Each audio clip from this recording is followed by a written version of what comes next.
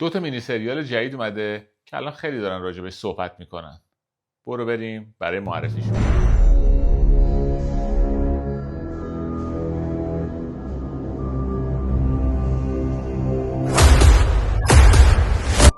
خوش اومدید مووی دیلر. بله، مثل همیشه فصل پاییز مدام پشت سر هم داره فیلم و سریال میاد. از در و دیوار داره فیلم و سریال میباره. من اینجام مثل همیشه بهت معرفی کنم کدوما رو ببینی کدوما رو نبینی. گلچینشون کنم براتون. این بار با 2 تا مینی سریال اومدم.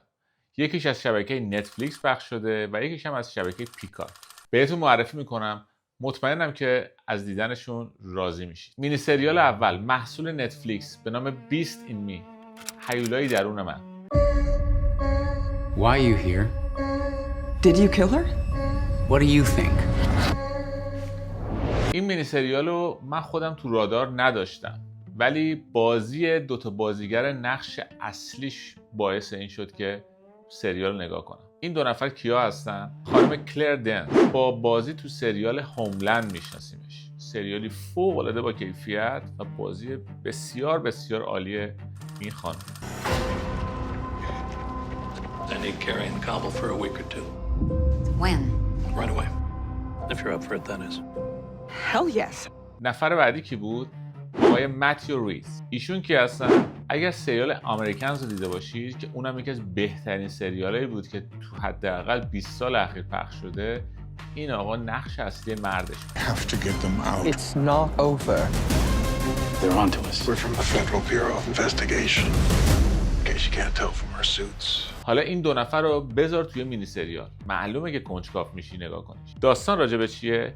الان بهت میگم. داستان راجع به یه نویسنده مشهوریه که الان گوشه‌گیر شده. چرا؟ چون که پسرش رو توی حادثه رانندگی چند سال قبل از دست داده. حالا تو همسایگی این خانم یه مرد فوق‌العاده پولدار و فوق‌العاده جذاب اومده، کسی که توی شهر خیلی راجبش حرفای مختلف میزنن، کسی که مشکوکه به کشتن همسر خودش. حالا این خانم نویسنده یه جوری با این مرد ارتباط برقرار میکنه و دوست داره که زندگی نامه این مرد رو بنویسه و یه جورایی سر از کار زندگیش در بیاره. این یه خلاصه خیلی کوتاه بدون اسپویل از داستان بود.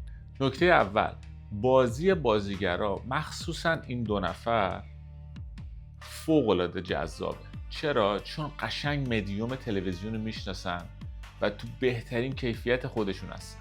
این بازی پینگ پونگی که با هم دارن، این سکانسایی که با هم دارن، دیالوگایی که به هم میگن، کلا بازیشون تو بالاترین سطح خودشه، حداقل برای یه سریال. این سریال خیلی با ذهن تو سر و کار داره. همونجور که گفتم اکشن زیادی نداره.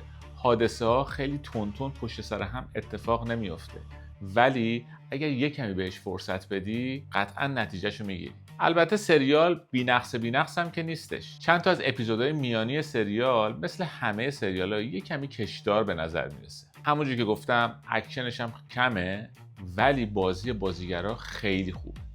شخصیت‌های فرعی اونجوری که باید و شاید بهشون پرداخته نمیشه، ولی اشکالی نداره.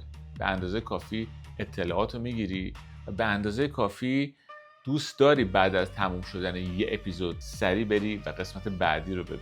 این مینی سریال قطعاً ارزش دیدن رو داره، به خاطر بازی بازیگرا، به خاطر این 8 قسمتی که خیلی زمان زیادی نمیبره و قطعاً بعد از دیدنش تو رو راضی میکنه. بهت قول میدم از دیدن این سریال راضی میشی. پس سریال اول ما بیست این می، هیولایی درون من.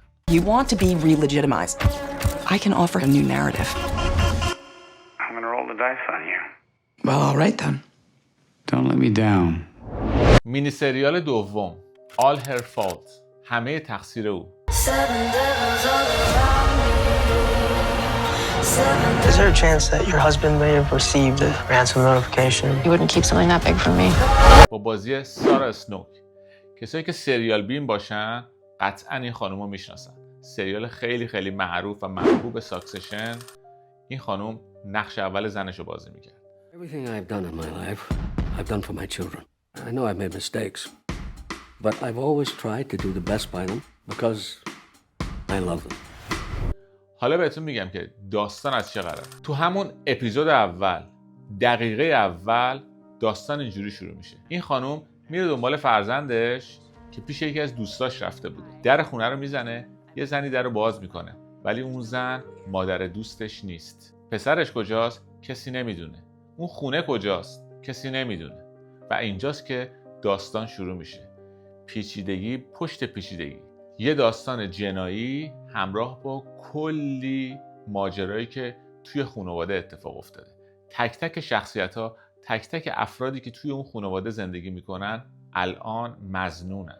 هر کدومشون میتونن پشت این قضیه باشن. رازهایی که این خانواده داره و اینجاست که نویسنده به بهترین شکل این قضیه رو مهندسی کرده. اینی که بهتون میگم مهندسی کرده، برای تک تک اپیزودا، تک تک دیالوگا قشنگ نشستن و مثل چیدمان یه ساختمون مهندسی کردن. کیو به کی وصل کنن، کجا فلان دیالوگو بگن، کجای گره باز کنن و کجای گره‌ای رو ببندن. اینجاست که توی بیننده میافتی تو دامش. بله، میافتی تو دام سریال و یه اپیزود بعد دیگری نگاه میکنی. چشم به هم میذاری، میبینی که نشستی و 8 ساعت سریال نگاه کردی. این سریال دقیقاً از اون جور سریال است. تو رو میگیره و ولت نمیکنه. مثل همیشه یه مشکلاتی هم هست. یه خورده شخصیت‌ها قلوف شده بازی میکنن. حداقل شخصیتایی که خیلی اصلی نیستن. نقشه فرعی تر دارن. یه خورده همه چی تر و تمیزه. انگار که این دزدی یه خورده زیادی شیکه. میدونم که میفهمید منظورم. ولی این عیبا خیلی کوچیکه. سریال خیلی مواردی داره که شما رو جذب خودش میکنه. گفتم از اون سریالایی که پشت سر هم اپیزود به اپیزود نگاه میکنید و تا آخر، تا اپیزود آخر، تا دقایق آخر نمیتونید حدس بزنید که این اتفاق چجوری حل میشه، کی پشت این همه اتفاق هستش. نمیگم بهترین، ولی یکی از جالبترین و سرگرم کننده ترین مینی سریالایی بود که توی این چند ماه دیدم و حیفم اومد که به شما معرفیش نکنم. ببینید، به دوستاتونم معرفی کنید. اگر دوستش داشتید یا اگر دوستش نداشتید حتما برام کامنت بذارید. If anyone has any information, please, we beg you, come forward.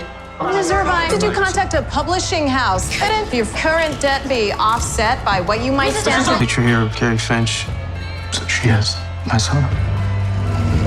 We found a body. She isn't working alone. People feel bad for me, but they don't. You're not how I pictured you. I had a rough few years.